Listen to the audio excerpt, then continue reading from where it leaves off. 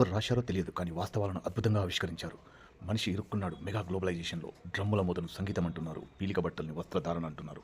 భౌతిక ఆకర్షణను ప్రేమ అని పిలుస్తున్నారు. సహజీవనాన్ని సంసారం అంటున్నారు. గ్రాఫిక్ జిమిక్కులను సినిమా అంటున్నారు. డూపుల పోరాటాన్ని హీరోయిజం అంటున్నారు. పదవుల పోరాటాన్ని ప్రజాస్వామ్యం అంటున్నారు. అధికార ఆరాటాన్ని రాజకీయం అంటున్నారు. ఆస్తుల పంపకాన్ని కుటుంబం అంటున్నారు. దారి తప్పిన సరదాలను సంస్కృతి అంటున్నారు. భుక్తి మార్గాన్ని చదువు అంటున్నారు. కోరిన కోరికలు తీరిస్తేనే దేవుడు అంటున్నారు. ఆస్తి ఉంటేనే గొప్పవాడు అంటున్నారు.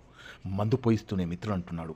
కట్నం తెస్తేనే భార్య అంటున్నారు. సొమ్ములు తెస్తేనే సంసారం అంటున్నారు. కాసులు తెస్తేనే కాపురం అంటున్నారు. నిజాయితీగా ఉంటే అసమర్థుడు అంటున్నారు. సక్రమంగా ఉంటే అమాయకుడు అంటున్నారు. అసత్యాలు మాట్లాడితే బ్రతకనిచ్చిన వాడంటున్నారు. నిజం పలికితే నీకెందుకు పోవై అంటున్నారు. న్యాయబద్ధంగా ఉంటే ఎలా బ్రతుకుతాడో అంటున్నారు. అన్యాయంగా బ్రతికిన సక్సెస్ ఏం చక్కా ఉన్నాడంటున్నారు.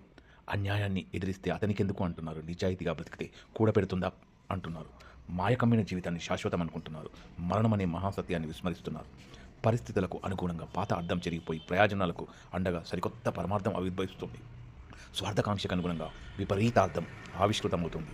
ఇదే గ్లోబలైజేషన్ మహిమ అంటే. టెక్నాలజీ పెరిగింది, సౌకర్యం పెరిగింది, విలాసం పెరిగింది, విజ్ఞానం పెరిగింది, కాలుష్యం పెరిగింది, ఖర్చు పెరిగింది, కల్తీ పెరిగింది, రసాయన బంధం పెరిగింది. అన్నీ పెరిగాయి కానీ పెరుగుట విరుగుట కొరకే అన్నట్లు మన ఆయుష్ ప్రమాణం మాత్రం 50% పైగా తగ్గింది. రోగం తెలియని చికిత్సలు, శవాలకు రక్త పరీక్షలు, విద్య పెద్ద వ్యాపారం, వ్యాధి ఇంకా పెద్ద వ్యాపారం, దయించనున్న గ్లోబల్ వార్మింగ్, భావి తరాలకు వార్నింగ్. అయినా బాధ్యత లేనట్లు ఏమీ తెలియనట్లు నటించే మనిషికి ఏమి చెప్పాలి?